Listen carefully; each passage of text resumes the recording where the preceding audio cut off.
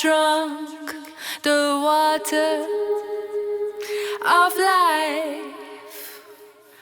Water nourished with all the colors of the rainbow.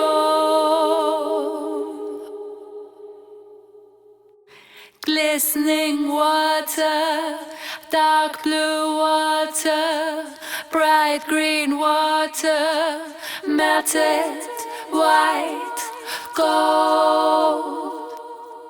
Melted, melted, melted, white, white, white, gold, gold, gold, gold. There's crystal clear completeness, crystal clear completeness, crystal clear completeness in the highest glaciers and the greenest valley. Water helps us. Mountains mean freedom to me, but also the freedom to actually explore my own borders and walk kind of on the boundaries of what I'm capable of doing. And I guess that freedom is like the best when you just walk up high and like work for something and fight for a line, and then you wait for it, and then at some point it's just happening and everything comes together, and yeah, that's the best feeling.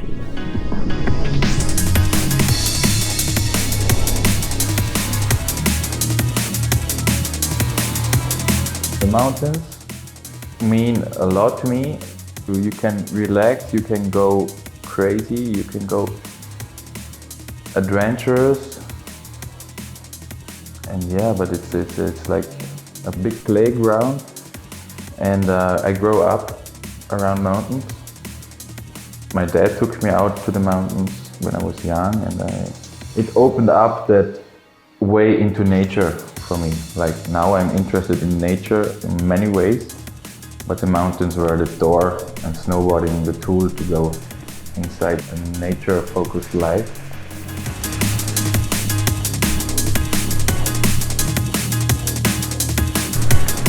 Mountains are more or less my complete energy, so they are really important for myself and also for my sport, because I have no engine on my glider, so that's actually the energy I get for the flying. So I need the altitude to fly down, or the combination, the sun and the mountains, to get more altitude, travel distances. So the mountains are actually the main point for my sport.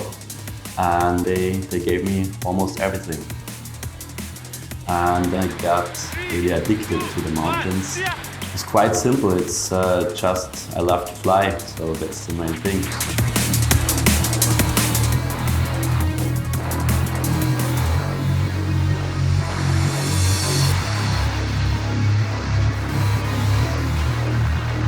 Getting the feeling of the mountains, of flying close to the mountain, or to see the big view above them, that's a really big pleasure.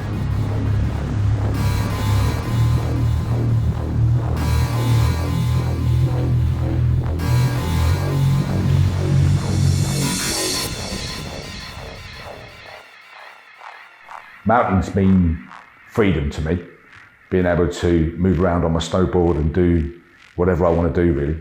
However fast or slow I want to do that. It's all about the freedom.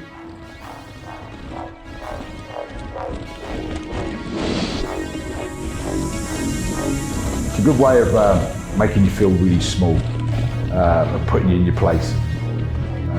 I need that sometimes. It means a lot.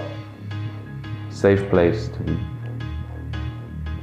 Sometimes you need to go away from the mountains again and do something else, but you need to go back there because it's kind of addictive.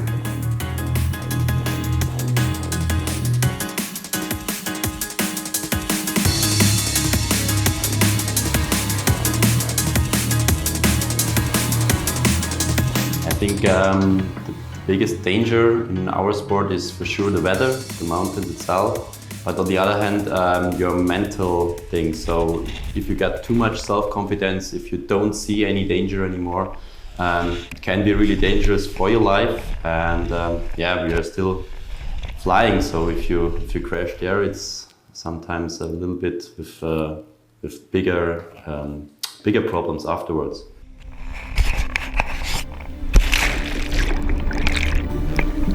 Last spring I had a crash. I just fell on my head with a whiplash syndrome on the back of my head and passed out for like approximately 1.5 minutes. And it took me a while, like it took me a couple of weeks to realize that actually my short memory is not really working anymore.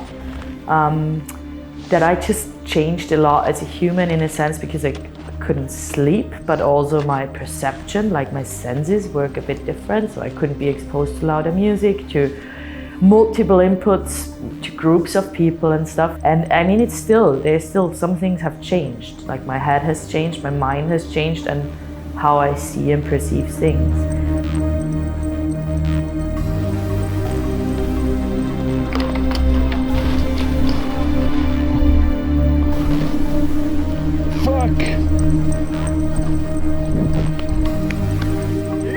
That's good. Holy moly. Shit. I had a really bad situation with an avalanche. Jesus. I was hiking on a ridge with my board in the hand, and there was a overhanging wind lip, and I make the next step. I was too close to the ridge, and then it just made like pew, falling doors, feeling like it was bad. I was thinking I fall to the side on the mountain where big cliffs are coming, so I thought I'm gonna die. And from this, I can only tell you, the first thing came in my mind was like, please God, help me. I think it's funny because it was really the first thing. Maybe it's intuition too or something, but then after tumbling down, but I don't know how much, I realized I'm in the right phase, and it went all good actually. Nothing happened, no injury, but it was yeah. Since then I'm very calculated where I'm hiking, what do I do, and I can wait a long time till I ride a line.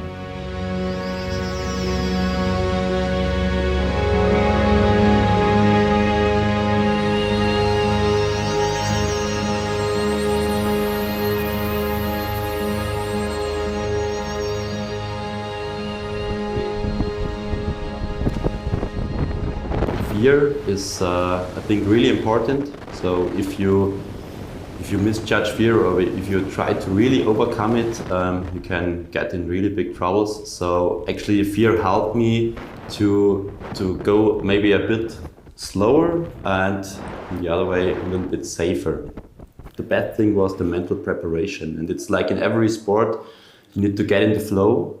But the flow in paragliding is a bit different, because when you go for an acrobatic run, you have such a long distance to fly out where you do nothing, so you really have time to think about problems and what can happen. And I think that's the most important, the mental preparation, to ignore this, to know about the problems, but to ignore this and then move just on to the positive things and just do it. And I think that you have to do in my sport on the ground, in a silent moment, and then just push the play button and do it in the air.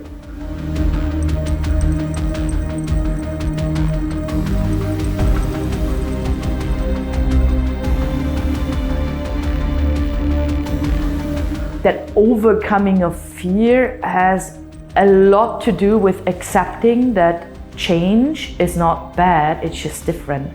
Abstract fear is not helping anything. Like fear of falling down that specific rock which I'm standing on is helping a lot, because then I'm like, oh, I'm focused now on not falling down that thing. So there's like different kinds of fear. And I think if one experiences like that abstract kind of overall fear from things or life, then one should take a step back and just be very analytical. Okay, why am I scared? Does it make sense to be scared? How much value does the thing I want to do and which causes me fear actually has to me? And well, is it worth it? And if the answer is yes, then you just go for it.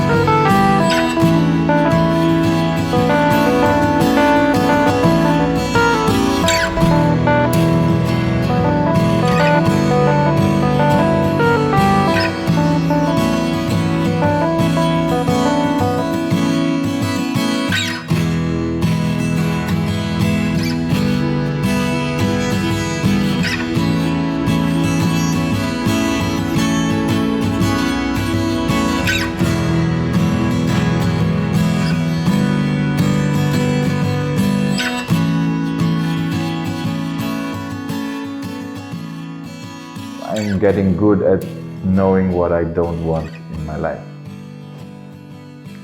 through struggling through different things. Yeah. I want to continue a healthy pursuit of this lifestyle, because you can risk so much and you risk a lot when you're on the mountain, but there is a way to play it as safe as possible. And I have no problem with backing down from something, especially when it's my health, my energy for the day and stuff, and I don't feel it. And yeah, it's the basic things actually, but we learn that in sport anyway, like sport school and stuff. Just to sometimes you need to listen to your body, to your mind, to your heart. You should listen every time to your heart.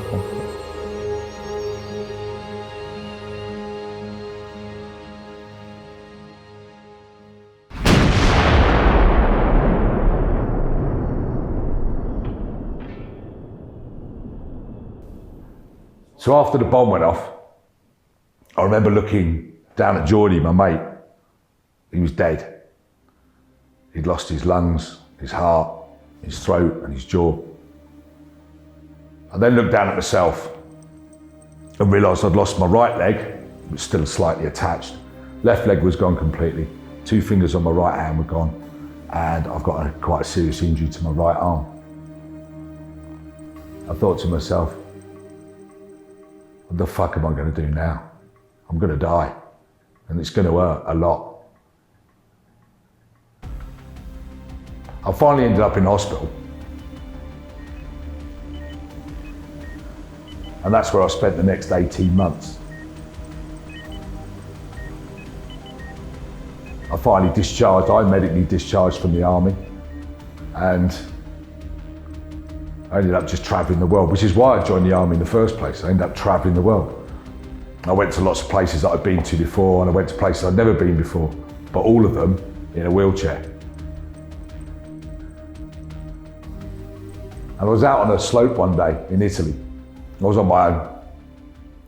And I remember stopping for lunch, and the 3 snowboarders came down the mountain, 3 young lads. And they slid right up to the bar that I was having lunch in, dug their boards in and came in and got a beer. And I thought, I want to do that.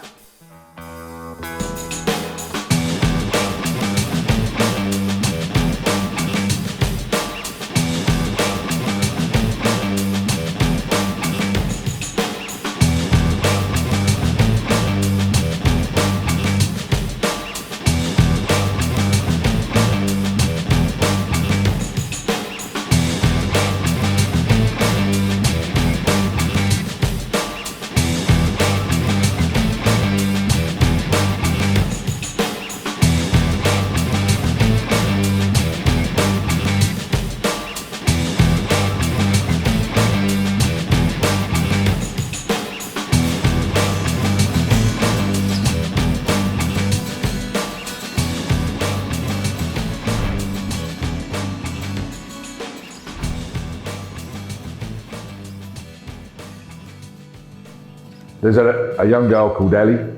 Her father rang me and asked if I'd teach her. Now Ellie's she's a double above knee amputee, but she's also lost her arms when she was 16 months old. She's now 14 and she's determined to snowboard. So Lee and I have helped with other coaches. We've helped to get Ellie up and running now, again on the set of bindings that we designed. So, and she's up and running as well. And there's more people coming through and contact us now. It seems to be snowballing, if you pardon the pun. And people are coming out of the woodwork really. People with above knee amputations, and they want to ride, which is just fantastic. It's music to my ears.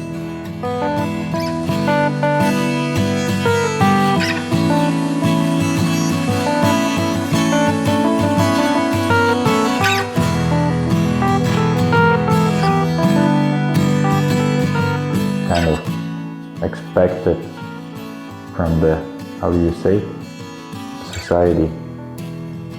And if you break out in some way of society, you're a weirdo or something. But who cares? It's one life. No rules.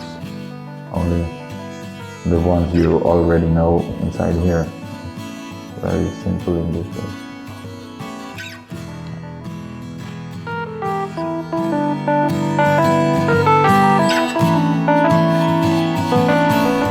The mountains, they provide me a lot, like the joy and my work, and so the leveling wasn't good anymore, so it moved too much on one side. And I think when you always confronted with the stuff you love, then it can be too much, so like an overdose, and then I think you need to go one step back, get a little distance, and then I think you will enjoy it much more.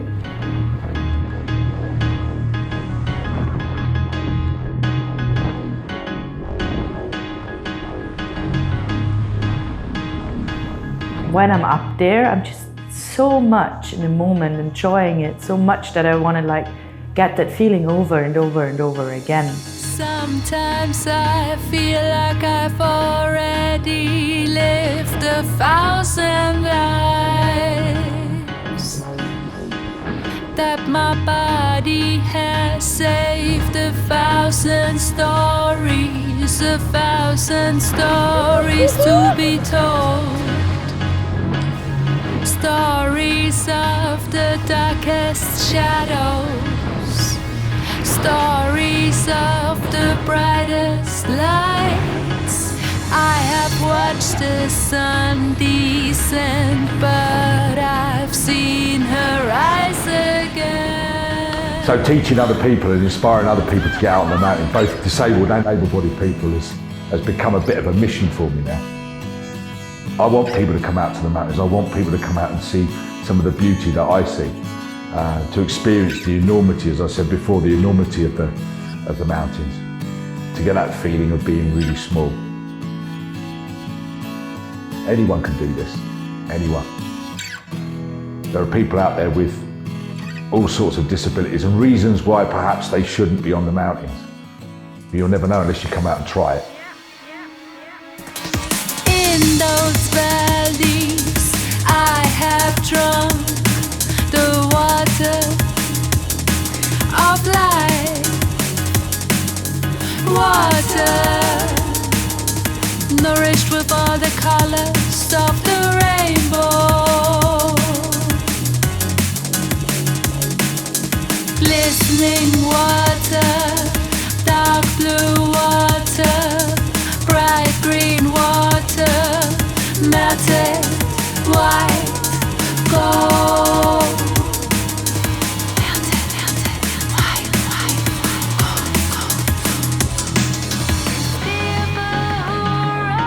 There's crystal clear completeness, crystal clear completeness, crystal clear completeness in the highest glaciers and the greenest valleys.